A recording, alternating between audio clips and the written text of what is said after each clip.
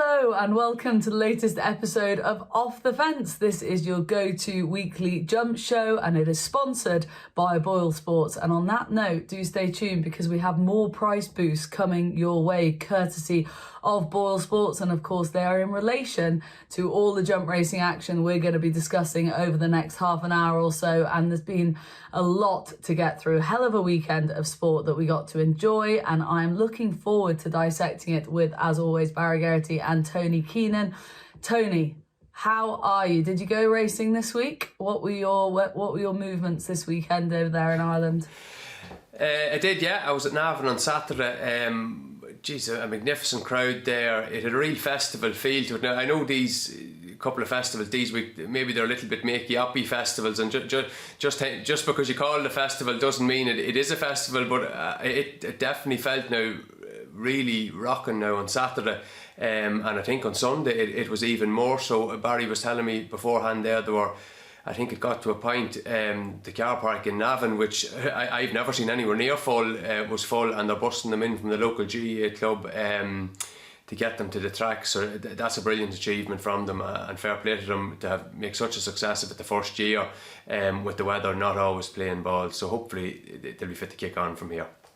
Yeah, do you know what? I love to hear it. We moan enough about, all the negative numbers and stats in terms of attendances or whatever else in racing. So it's great to hear the positive side of it too, Barry. And you were there on Sunday, but you also got to experience Cheltenham. So we really do have the man who got to experience the best of both worlds this weekend. Where did you enjoy yourself more? Oh, it was a brilliant weekend. Friday, Saturday, Cheltenham, and Navan Sunday. It was the best weekend's racing we've had in a good while. Just some great performances, some real superstars on show. No, it was brilliant. Both places. Navan, as Tony said, was jammed as well. But Cheltenham, the crowd going into Cheltenham on Friday was unbelievable for a Friday. Yeah, I was there the Friday, and of course it's Countryside Day, and the local universities and colleges send busloads of kids in as well. It was a great atmosphere, thoroughly enjoyed it. And of course, we got to see great racing, as Barry has already said. Barry, we are going to kick straight on with our What Happened Where section, and we will pick up one of the best races of the weekend, because Stage Star won the Paddy Power Gold Cup in pretty impressive style and dramatic style as well, with the mistake at the last under Harry Cobden, obviously for Paul Nicholls. We spoke about it last week, and there was much sort of anticipation for the clash between not only Stage Star but the Real Whacker and loads of other nice types in there, but it was Stage Star who came out on top. Are we underestimating him, do you think, or were we underestimating him? Maybe not so much now after this performance. Well, it was what you'd hope he was capable of doing. Good novice from last season. You want to go and see them step out of that novice company into a handicap and go and win and put in a proper performance. And that's what he did. He was on springs the whole way around, jumped brilliantly, travelled great. Harry chased him down to the last, and he just took the foot off the gas a little bit. I'd say a little bit unsure. The horse guessed, and he sprawled and landed. And you saw the photos. He was very close to going down or very close to unseating Harry, and that can be enough to get most horses beaten. But instead, he picked up, he rallied, and he won going away at the line. So it was a really good performance. Not long till May backed up the Turner's form as well. So it was a proper race and a proper performance. The Real Whacker just struggled a little bit. I suppose I questioned myself before the race. His run over 2.5 in the Dipper, beating Monmoral, wasn't necessarily the level of the form that he had at Cheltenham over 3. So maybe he wants further, although there was mention that he might have just needed this run. From a jockey's point of view, just focusing in on that, what Harry will have been feeling underneath Stage Star. But actually, I suppose the question I want to ask you more so maybe is, so often you see a mistake like that and a horse either falls or can't recover from the mistake. Can you add some sort of flesh to the bones of the theory that he must have had loads left in the tank to recover like that? Is that true, do you think? Do you work off that theory as well? Absolutely. With the way he sprawled, he should have fallen. Okay. He could have lost enough momentum for Harry to fall off him either, but to pick up a gallop away, oh no, for sure, definitely. He had a good bit in hand, I'd imagine. Interesting. And final question in regards to Stage Star then. Ryanair, very clearly his end of season target. This was very clearly his start of season target. We know what Paul is like when he has these sort of 1 or 2 targets for each horse a season in mind. He rarely misses really with them. But where might we see him in between? Or do you think he might be a straight to the festival horse, God forbid? I'd say he could go straight to the festival. He wouldn't have amazing options as a middle distance horse. The Peterborough Chase, which would be early December, would probably come too soon from Ascot Chase then as well. The timing just mightn't be ideal. It's close enough to Cheltenham. So Paul did mention after the race that he could go straight to the Ryanair. So I'd say it's as much because of the lack of options maybe. And he's happy just to train him for the one day, I'm sure. Okay, the pressure will be on that day. And he is our first price boost of the show from BOYLESPORTS. He is now 9-2. He was 4-1, but he's been boosted to 9-2, and that is with BOYLESPORTS. It's for a limited time only. And please do read the show's description below on YouTube to read the T's and C's about these price boosts, but do get involved and do it responsibly, of course. Now, Barry, if we're sort of on the topic of Harry Cobden, he had a very good weekend. 3 winners at Cheltenham, and one of them was, of course, Burdett Road, who won the JCP Triumph Hurdle Trial. What did you make of his performance as a whole? We know about his flat ability. We know he's got an engine, but his jumping leaves a lot to be desired, doesn't it? Yeah, for me, his biggest issue, he's such a keen going horse, and Harry did the right thing, dropped him right out, try and get him to settle. And he rode him quietly, and he charges into his hurdles. He rushes them because he is that keen going type. He rode him in Huntingdon before that. He was handy, and then he led from early. So he was a horse who probably ran with the choke out in Huntingdon, and it was a bad habit for him to be able to chase and run like that and charge at his hurdles. So he dropped him in Cheltenham. He kept taking him back. He didn't ask him for any jumps. He let him hit hurdles and let the hurdles slow him down, and the horse learned. And if you watch him over the second last in particular, he was dynamite. He was quick enough at the last, but the second last he was really good. So at that stage he learned how to measure his hurdles, not to rush them, and that experience is going to stand to him massively. You could question the strength of the race, but he came from an impossible position and he won by 6 cents going away. I suppose I had slight reservations with him in the race because he would be so keen. The ground was on the soft side. Would he get home? He put all that to bed, and it was a really good performance. He's by far the best juvenile we've seen this season. We'll wait and see what turns out quality wise after this. Is a long way away, but you'd have to be really impressed with what he did. And as I said, there's a massive amount of improvement to come from this one, because he will have learned so much both in jumping and settling on this run. And that's the sort of thing, what you're saying there about Harry Cobden and the way in which you rode him in the race and everything you've expanded on there. If you've not ridden in a race or ridden a horse in that sort of situation, like, you can't see what Harry's doing on top of the horse. But for him to go forward with that experience now, it sounds like we might see a slicker jumper come the next time we see Burdett Road. And he is also another price boost from BOYLESPORTS for the Triumph Hurdle. He was 6-1, he's now 15-2, price boosted with BOYLESPORTS, but again, limited time only, T's and C's apply. Now, Tony, it wasn't all plain sailing for Harry Cobden, because of course on Friday, wasn't it? All the days get a bit muddled. He was on Captain Teague. I was thoroughly looking forward to seeing Captain Teague, but he got beaten by Manila Missile in the Grade 2 Novices Hurdle. Has Captain Teague just become a bit of a hype horse unnecessarily so, or was this a blowout and we're expecting more from him when we next see him? I felt last year in the Champion Bumper you could have made a case that he was the best long-term prospect in the race. He came into the race having just a 1-star for a trainer who wouldn't be gunning them for bumpers like a John Cayley or a Willie Mullins, and he probably raced in the wrong part of the track as well.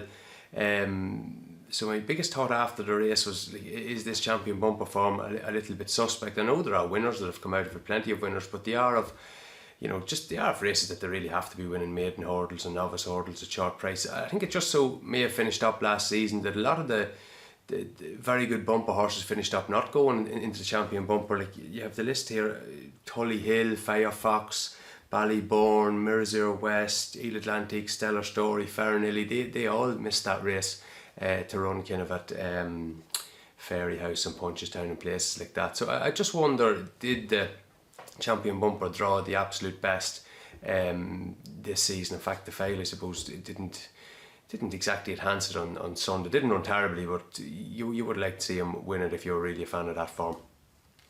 Okay, and Barry, what about the winner himself then? Obviously, the focus was on Captain Teague being beat and not sort of going through with it in the closing stages. But are we underestimating Manila Missile? He's done very little wrong in his very short career. Absolutely. I'd say he is one of those horses that just goes under the radar. He pulled up in a pint to pint. He won his pint to pint. He made 37,000 at the May sale, so he didn't catch too many eyes that day. And he won his maiden in Chepstow first time out. Won it nicely. But he was a 20-1 shot on the day, and he's a 22-1 shot on Friday. So I'd say he's one of those horses who doesn't have a big reputation but seems to keep doing it. As regards Captain Teague, I was disappointed with him, but I did feel after Chepstow, I thought this fella's maybe more of an Albert Bartlett horse. Does he want a trip? Because he could be a proper stayer. And I was talking to Paul afterwards, and he told me no, he's got great pace, so that put that to bed. But to me, he looks more like an Albert Bartlett horse now. Interesting. I wonder if that is the change of direction or the change of view they'll go with Captain Teague. But like you said about Manila Missile, he's unlikely to be those sort of prices again anytime soon.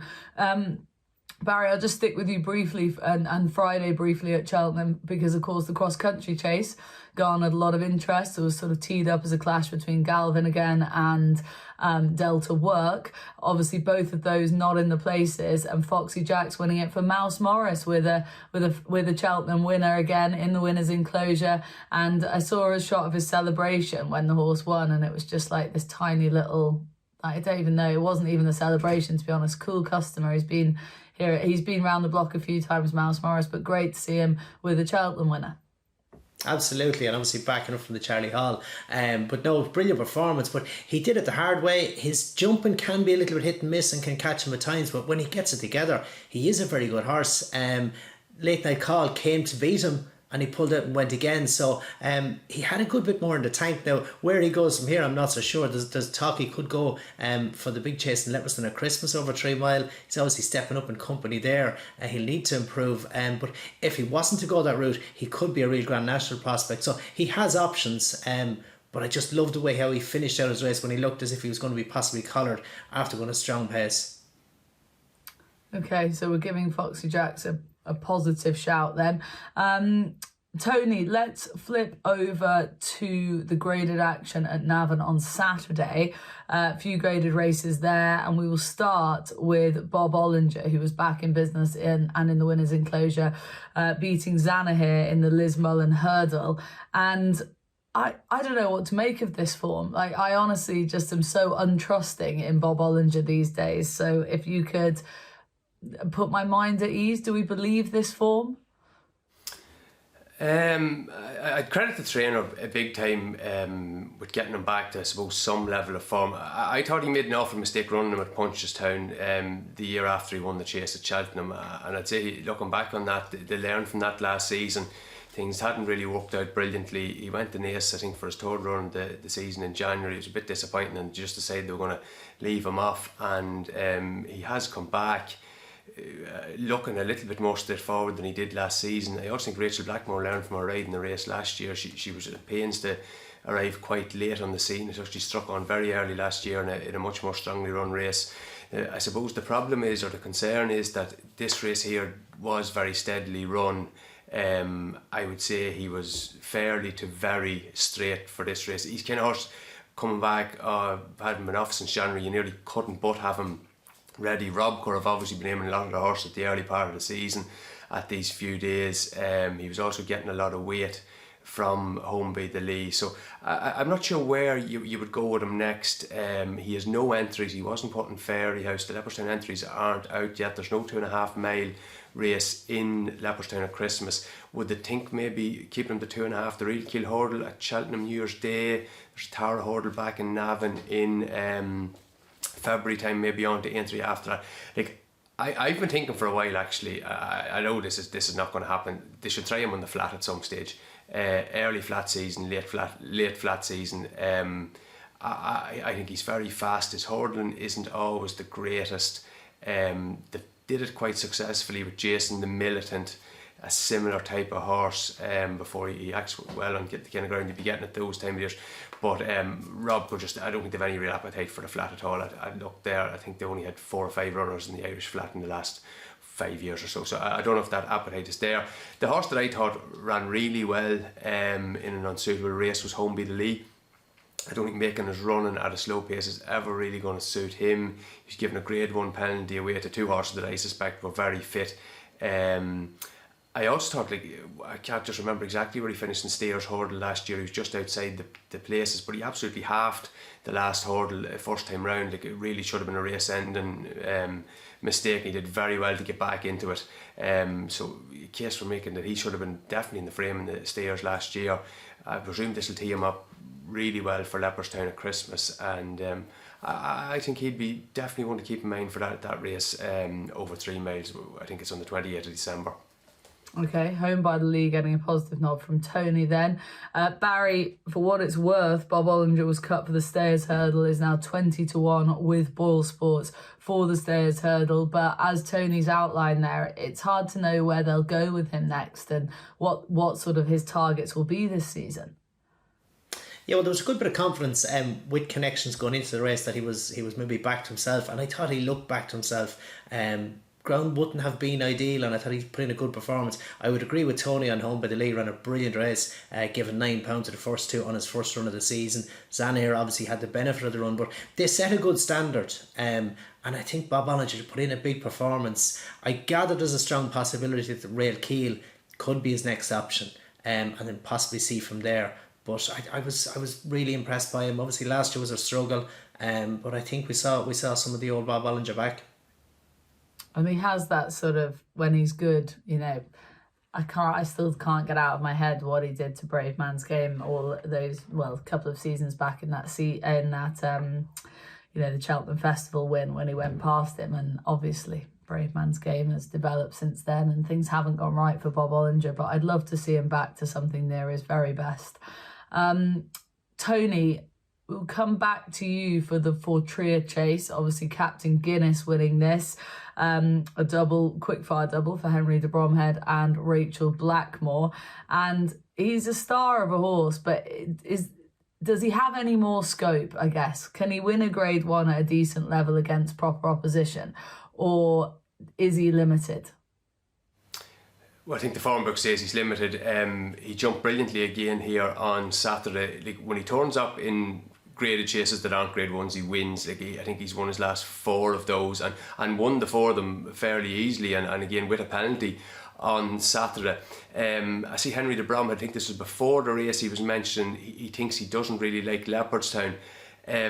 I think his issue with Leopardstown is the fact that the minimum trip for chases at Leopardstown is 2 mile 1 furlongs. I think that stretches them. I think he'd be a brilliant horse in a mile 6 chase. I know there's no such thing. He's a little bit of a short runner, and these, you know, where you're getting anywhere beyond 2 miles, I think it's really stretching him. Dysart Dynamo, I think, is the ideal horse to have in a race with him because he was giving him a lead the whole way. And I would say that I think they might chance Sandown rather than Leopardstown. The races at Sandown actually are a bit short of 2 miles, those 2 mile chases. I know you'd be taking on Jonbon, but you know, chances are at Leopardstown it's less than ideal circumstances, and you may have to take on Alfabiolo, so it's a bit of a Sophie's choice or Henry's choice, if you like. Nicely done. Yeah, I'd love to see him at Sandown, and something's got to tip up against Jonbon to make it a little bit exciting. And that leads us, Barry, on to discussing Jonbon. Of course, won the Schlur Chase on Sunday at Cheltenham, and emphatically, Barry. And like, I don't know if I was just so, I think the bit that I was so impressed with wasn't so much in the way in which he travelled. Obviously that was great, his jumping seemed to be so good, but the way in which he jumped the last and sort of pricked his ears as if he just had a canter around there. I mean, is he a better horse this season on that evidence? Well, that performance looked it, and the form looks solid. You know, he beat Edwardson 9.5 lengths, 7 lengths back to Nube Negra, and then a furlong back to Editor de Guide. Obviously, he disappointed in the Halden Gold Cup prior to that, but no, it was a really good performance. He travelled, he jumped, he was slick, he flew the last ditch, he quickened up before the turn in and quickened again. But no, you would be excited by what he did. He's a 7-year-old, so has he improved since last spring? At that age, you wouldn't expect it. But visually, you'd have to be impressed with what he done. Yeah, and it leads us into a few of the questions we got. Obviously, we asked for questions and we do have our question of the week coming up, but we had a good few people tweet in relation to Jonbon. This is the performance of the weekend that seems to have caught most people's imagination. Marcus, me, myself had asked about him being a champion chase favourite. Liam D was blown away by him, essentially. And John1986 IRE asked, having seen Jonbon return looking better than ever today with a bloodless win, does anyone think he can turn the form with El Fabiolo? It's just hard to say, isn't it, Barry, at this time of the season when, we're yet to see El Fabiolo again? Yeah, and Jonbon jumped brilliantly, and he jumped brilliantly last season as well, and he was 5 lengths behind El Fabiolo in the Arkle. There was only a neck between them the previous season in a novice hurdle. El Fabiolo is a year younger, and that improvement from 5 to 6 that he showed in that novice hurdle year, that's what I was mentioning as regards a 7-year-old. Can he improve? You don't expect it. But he improved a lot from his novice hurdle year to his novice chase year, which obviously put 5.5 lengths between himself and Jonbon. For me, he wouldn't have jumped as well as Jonbon, so he's still open to more improvement there. So El Fabiolo is a very, very good horse. But you'd have to be impressed with Jonbon has done at the weekend, but you'd fear that El Fabiolo just might have the edge. Oh, it could be a really exciting clash later in the season, and that is our third price boost, by the way, of the show with obviously BOYLESPORTS. They've boosted the Tingle Creek Champion Chase double to 100 to 30. So it's that double at 100 to 30, and that's a price boost from BOYLESPORTS. Again, limited time only, and T's and C's do apply. But if you're a Jonbon believer, then that price may well interest you. And of course, we hope to see him in the Tingle Creek, and he could line up against Captain Guinness, and that would give us a little bit of intrigue there. But Tony, we will bounce back to Navan, where we saw a load of nice novice performances. Obviously, we could be here for ages talking about all of them, but of course, the one that caught most people's attention was Facile Vega's chasing debut, taking on In the Pocket, both Grade 1 winners, both high-class performers, and they finished 1-2 here. Lots of focus on the horse back in second. What did you make of that beginner's chase? It was okay. It was a good performance from both the first and the second, but it didn't take me out in terms. Sometimes you watch these chasing debutants running at 2 minutes, and their jumping just takes your eye out. Absolutely electric. Neither of them would have just had me totally sold with their jumping. Facile Vega won quite easily in the end. I'd say he would like the kind of slow ground possibly a little bit better than In the Pocket. He'd be the type of horse now, maybe he'd go to Leopardstown at Christmas if the ground was on the quick side, which it can do. Those fences down the back might put him under a little bit of pressure. Thinking back, there was DRF, flop last season. That was some of the quickest ground that he'd met before. But he just didn't give me off the real wow factor that he had maybe in his bumper career. So yeah, look, I don't know. Obviously, he needs to shorten up from the Arkle off the back of that, and I suppose you can give him another mark up for the fact that some of Willie Mullins are taking a run. I'm sure he will improve for the run, but yeah, a little bit neutral on both of their efforts. To be straight with you. Okay, and we appreciate your straightness, Tony, as always. Barry, were you blown away by the winner and the performance or the race itself, or are you a little bit lukewarm like Tony? No, I was happy. In the Pocket ran a good race. Jumped a little bit left and seemed to hang him a little left at times. But Facile Vega, he screwed a few fences early on. He's a big horse. He's a horse with a very big stride. And you'll see his knee action that, as Tony mentions, he needs a bit of juice in the ground, but he covers a lot of ground. And he just got in tight to a couple of those of his early fences, in close, and he had to screw and twist a little bit just to get over them nicely. But he seemed to find the rhythm then. He jumped nicely. He was very clever at the last ditch, and he won nicely. But if you reflect back to Facile Vega last season, he was a tearaway. Where this season he seemed to be very relaxed, very casual, popped his way around. I just wonder, have they put him in the Galopin de Champ type preparation from last season, where he went from being a trailblazer as a novice to training him then for the Gold Cup, where they've got him far more relaxed, and the attention was on getting him relaxed and finding a rhythm. And I just wonder, have they put Facile Vega into anywhere near full work? I'd say he was plenty fit, but I'd say he was in no way sharp. And all they wanted to do was school him round. So I would expect a massive step forward in Facile Vega. Maybe not even from from this run, but from his next run, I'd say they'll start turning the screw on him when they know they have a good technique of jumping, they've got him relaxed, and they'll work forward from there. But he looked to me like a horse who was only half cooked in comparison to how he was during any part of last season. That's very interesting indeed. More to come from Facile Vega, if you agree with Barry then. And Barry, we will stick with you and the novice chasers really. The novice chase at Cheltenham, Broadway Boy won that for the Twiston Davis, for Nigel Twiston Davis, but seemingly very involved was Willie as well. It was a great family training performance, or a dual effort anyway, and Tom Bellamy in the saddle there, but you were taken with Broadway Boy, were you? Yeah, good performance. Willie Twiston, I think he bought him and he's very much involved in the training of him. But he's only a 5-year-old. He was second to Flooring Porter last time at Cheltenham, which was a good run, but he's really stepped forward from that. And at his age, as a 5-year-old, he can improve again. He jumped brilliantly on the main. He got in tight to a couple.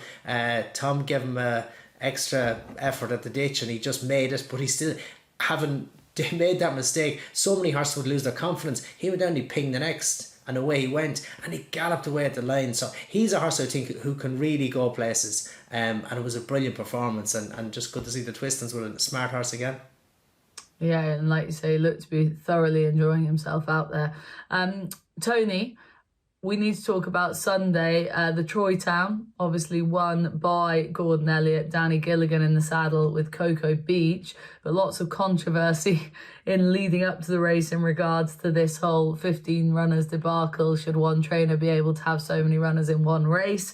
What were your thoughts on that before we got stuck into the race itself? Actually, do the race first. It won't take as long. The winner is an absolute dinger of a horse. He's a credit to connections. He's sometimes these Gigginstown horses, they raise up the weights and then kind of struggle thereafter and struggle for consistency and things like that. Like he won at the Estes and then a 10 up back at Navan, I think it was, or but then went through kind of a little bit of a lull. But he was terrific last season. Ran well in this race, ran well in the T&Cs, won the Punchestown Grand National Trail, and he's come back this season in great order, and he's a very good attitude. So he might even be worth a go in a graded race there. If it turned into real slog of ground, he'd be worth a go. The second ran well. I think it's the McManus angle at the minute seems to be they're getting very fond of using these claiming riders in the valuable handicaps. Worked well for him up and down Ryle the week before last, nearly worked well here with Aidan Kelly. A couple of horses down the field that thought shaped well. Watchhouse Cross was 6th. I don't think he quite lasted it out in what was quite an attritional race. Maybe the Paddy Power, Leopardstown mightn't be just as taxing on his stamina, and maybe a bit of better ground or even dropping down in trip. And I backed the horse of Colin Murphy's Max Charm. I kind of knew me fate 10 minutes before the off. I kind of backed him at 12 14 to 1. He was 50 on the exchanges at that point. I'd say he just wasn't fit, but I actually thought he actually ran really well for a long way. I was very worried about his jump, and he actually jumped brilliantly and probably over raced a bit. I'd be very disappointed if he's not able to win a good handicap chase this season. I'd be thinking probably the T&Cs. I wouldn't like to be stretching him out over much further than 3 miles the way he races. On the Gordon Elliott thing, I wouldn't be making a massive controversy out of it. My personal preferences, I'd say it probably isn't ideal. I'd give the trainer a bit of credit for coming out there. He's given a fairly robust defence of things, saying he has to support the race and he's not keeping anyone out. And I suppose mathematically he isn't keeping anyone out. There were space for more runners in the race, beneath his and what have you. I don't know if it's quite as simple as that. I do think it scares off initial entries. I think a lot of trainers know he's going to go with a big field of runners, and I think the initial entry cost is quite high, so that's something to be aware of. I just wonder, does he really need to be running 15? Like maybe 5 or 6 or 7 or 8 would be enough. Like there's lots of other available races at this time, and if I'm the owner of maybe horse number 7 or 8, I'm just wondering like where else could you go? Now this is not exhaustive, but I had a quick look at the programme book in Ireland and England, kind of 2 weeks either side of it. Like there's a 40,000 race in Punchestown over 2-6 next week. There's an amateur jockeys race at Cheltenham on Saturday, quite high profile. Kind of a marathon chase at Cheltenham on Sunday. That was worth 25 or 75,000 sterling to win. An Irish horse won that. There's listed chase at Punchestown, Torless coming up. Like some of the higher rated ones could have gone for that. There's the Porterstown Coral Gold Cup Beechers Chase. Foxtrot Chase at Navan on 9th of December. There was a race at Wexford a couple of days before, and he actually won that. So, like, you know, there's loads of options. Now, I do think that some of his bigger owners, like Gigginstown and the Moors, like they just hate British racing, like, so they don't want runners there. So that's fair enough. That's their prerogative. I was chatting to. I just wanted to get the bookmaking side of this. I was chatting to one of the on-course bookies there this evening about this, and just ask him, like, does it have any effect on turnover and stuff like that? And he says, yeah, to be honest, it's a pale shadow betting wise of what the race was like 10 years ago for him. Now, that's not maybe replicated off course, I don't know. Like, he was comparing it to Navan had kind of two meetings that he'd stood at in August. One was a flat meeting. He was talking about the feature handicap that day. It was a sprint handicap, maybe 20-22 runners. You reckon he laid 14 or 15 out of that field reasonably well, like owners backing horses and bits and bobs like that. Then I think there was a handicap hurdle at the later jumps meeting that month or early September. He was saying he laid 4 out of that and got his ass handed to him betting wise. Maybe that's just nice and hunt racing at that time of the year. Like, he says, look, he's like Gigginstown and somebody like they aren't punting their own horses. Like, they don't need to be having a couple of hundred each way in a horse, like when the horses cost X 100,000. Like, we do kind of get that, but yeah, just from a betting point of view, you know, the whole block booking type of stuff maybe is a little bit of a turn off for people. Is Gordon Elliott doing anything wrong? You know, not necessarily, but look, you can discuss it back and forth. I think bringing rules in is going to be very difficult, but is it the greatest luck? Possibly not. Okay, different angle there than what we've heard elsewhere as well. Always very interesting. Barry, let's move on because we've got a few other races to discuss before we do our look ahead section. Greatwood Hurdle, of course. Iberico Lord winning that for Nicky and JP, proving a very good Sunday for them at Cheltenham. He was one of the improvers in the field, but then we had the run out of, the name escapes me now, but the horse who's clearly got in a bit of a habit of doing that from the Mullins yard. That was disappointing. And Iberico Lord had to not only be pretty good in the race itself, but pretty genuine too. Yeah, it was a good performance and looks like an improving performance. So I'd say Iberico Lord can build on this.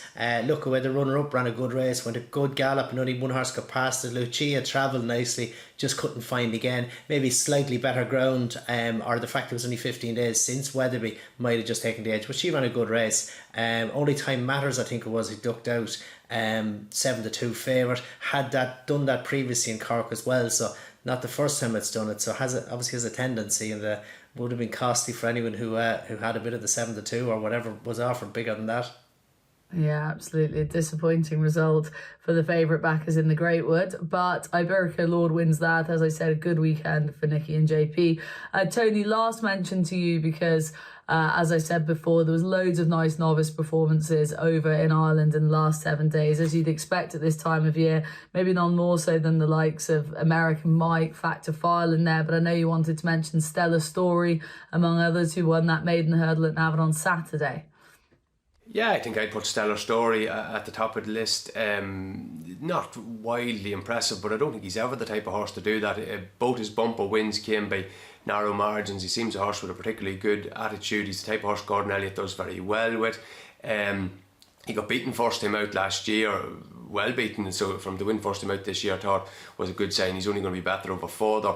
The American Make Fact the Fail race, I'd be questioning the strength of that form a little bit. American Make was only a kind of a 137 hurdler last year. Fact the Fail, the champion bumper form, maybe we're questioning that a bit. So we'll see about that. I wouldn't be dogmatic about that race one way or the other. I do see Gordon Elliott mentioning that they have changed a few things with American Make, including his bit. So maybe that's got him back to his bumper form. And I suppose people who are kind of keen on Fact the Fail, Miss Dat did get beaten on his chase debut, coming straight from bumpers to chases before winning shortly afterwards, and I think winning both the grade ones at Leopardstown afterwards. So it's not necessarily the death knell for his claims. And then you had the horse at Punchestown the previous week. It's for me kind of the Munir horse that ran the champion bumper. I think he's at the moment, is he going to run into the same problem he ran into in the champion bumper last year? He's just very, very keen at the hold on him there. It's fine maybe doing that in maiden hurdles and just against kind of maybe lesser novices, but you would think in grade 1 races that's probably going to prevent him reaching his full potential. Okay, Yeah, interesting.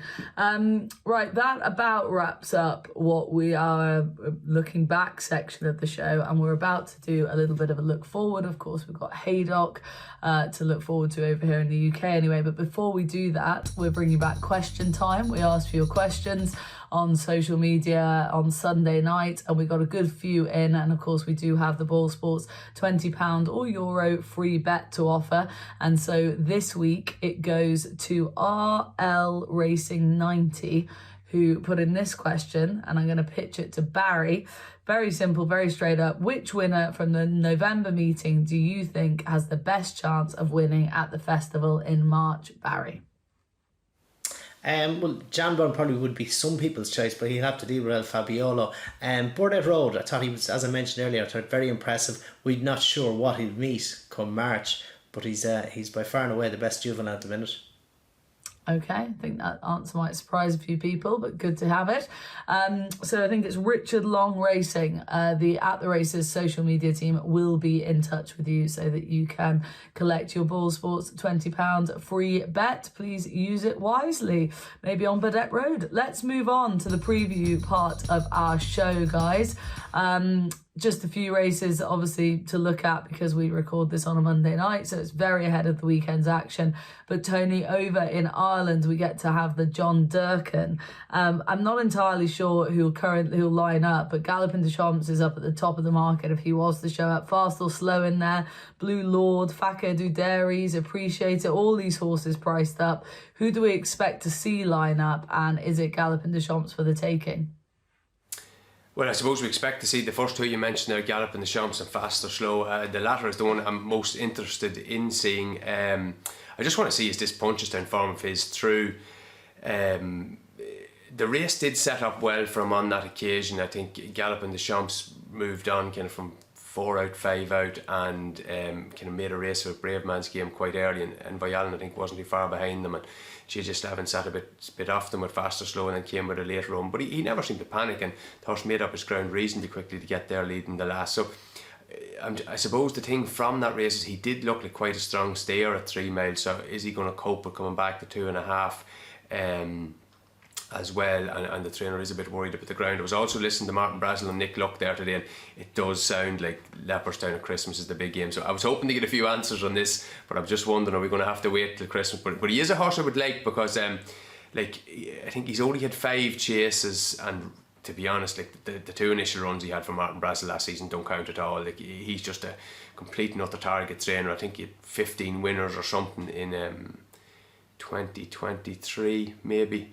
and about 6 of them were kind of just massive pots, so it's just the big day is the only show in town, so he's quite probably using this as a build and run into the Savills, and we'll find out more. But to reach that level, to be winning a grade 1 at Punchestown, and it doesn't, those races can be false, this one doesn't feel just totally false. To win that in your 5th start now is fair going, and I think he's one to not be dismissive as a complete end of season strange result horse.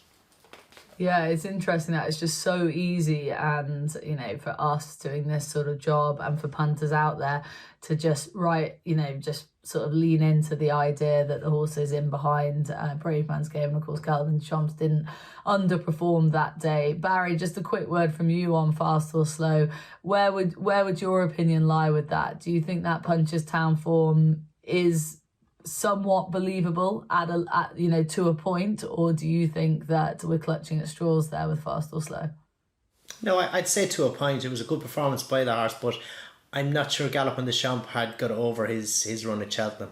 I think he did underperform. You saw the best of Fast or Slow. That probably wouldn't be sharp enough for 2.5 mile the John Durkan.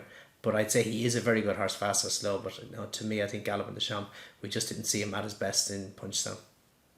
Okay, well, that form line, of course, leads us on then to the Betfair Chase, which is the big Grade 1 chase over here on Saturday up at Haydock. Hopefully not too much rain falls. That'll be the first challenge.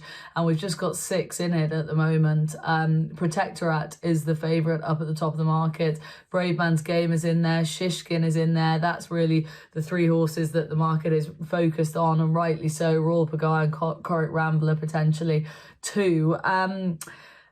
Barry, obviously the news came through that Harry Cobden won't be on Bravemansgame and Daryl Jacob will be instead. That was a bit of a surprise to many, I think, today on Monday when that news came through on the Racing Post. And if he does show up to Haydock, he's not going to have his regular rider after the disappointment in the Charlie Hall. It seems a little unfair. Yeah, I believe Harry is going to be in Ascot Ride, Pic D'Orhy and others. So Daryl Jacob takes over on Bravemansgame. It'll be interesting to see if Bravemansgame does go here, because obviously Paul Nicholls pulled him out of the Brown Advisory on very soft ground. It's looking heavy and soft in places here. So those aren't ideal conditions, and maybe that's why Protektorat is favourite. There's a good vibe about Shishkin and his well-being this season, so he will be interesting, albeit it will be slow enough for him. But as regards Harry going to Ascot instead of Haydock, I don't know whether that's a bit of an overreaction by someone, but I didn't think he did much wrong in Wetherby. So but I'm not sure if the horse would do his King George chances any favours by running in Wetherby and needing the run, going to Haydock 3 weeks later on soft or heavy ground, and then go 4 weeks to Kempton. To me, that could be a little bit of a rush to be his third run heading to King George. I don't think that's ideal. Yeah, I'd love to see him here line up against these horses, because those top three in the market would make a hell of a race. But I, like you, just worry with the ground, with the weather forecast, with the timing of it, with Kempton being a main focus for Bravemansgame. Might he not actually show up here? It'll be very interesting to see. Barry, what else is on the look on? What else are you looking forward to at Haydock on Saturday specifically, or over the weekend as a whole? Yeah, so Geraghty Mesnil run, or he's in the graduation chase. There's Apple Away and Cheltenham will be two good performers, but Geraghty Mesnil, he love conditions. It's 2 mile 5, it's probably sharp enough, but he will love conditions. But Emmet Mullins has one in the valuable handicap hurdle. Just trying to find his name in my notes here. No, I can't find him. Emmet Mullins is one anyway. Stay Lane, is it? Yeah, in the handicap. He won in Bangor and Newton Abbott, won cosily. He's in off a low mark, I think of 113, so he's thrown in if he has ability. And obviously Emmet is another target trainer to take note of. Yeah, absolutely. And punts, I'm sure, will latch on to him. That about wraps up the show. We just got very sort of short amount of time for a bit of tracker time. Tony, I'm going to come to you first, please. Who is your tracker horse from the week just been, if you have one? Very obvious, but my trump card from the bumper at Navan on Saturday. Looking back at his maiden hurdle run the previous year behind Grinchlow West, who's a very good horse, fresh. I think he finished 4th or 5th that day. He was, to my mind, clearly the second best horse. He was kind of raced in the second division of the runners that day when all the fancy ones, the first 3 or 4 in the market, went forward. He kind of dropped back in mid-division, did very well to make up a lot of ground late. Was off after that run until this meeting on Saturday, and I just thought the slowly run nature of the race, plus dropping down in trip, plus probably lacking a bit of sharpness, having not running basically a year, caught him out. He was rallying up the inside, nearly won. Costly for my pocket that he didn't win. I have to say I was fairly sick after it. But anyway, you'll have that. I definitely think there's a bumper there to be wondering if they want, but probably more so over hurdles, because I think he's going to be better again as he goes back up to 2.5 miles. So yeah, my trump card. And also the fact that he hasn't come off a point-to-point background would suggest that there's maybe more than typical improvement than maybe a next pointer would have. Okay, into the tracker he goes. And Barry, what was your tracker horse, please? Yeah, horse called Spillans Tower. Jimmy Mangan trains him. He was a next second to Moonbeg Park in a novice hurdle in Punchestown last season, during the season, not at the festival. But a nice type, improved a good bit on his first run over fence in Galway. He travelled up behind the pace, behind Facile Vega and Co in Navan early in the straight. Got a little bit outpaced but kept going. But I'd say he's a horse who can progress. Okay, brilliant. Well, look, guys, thank you very much as always. We let this show run a little bit longer than we tend to normally, but we had so much to get through. Listeners and viewers out there, don't forget to get involved with the BOYLESPORTS price boost. You had the Ryanair Chase boost for Stage Star is now 9-2 from 4-1. The Triumph Hurdle price boost for Burdett Road is now 15-2.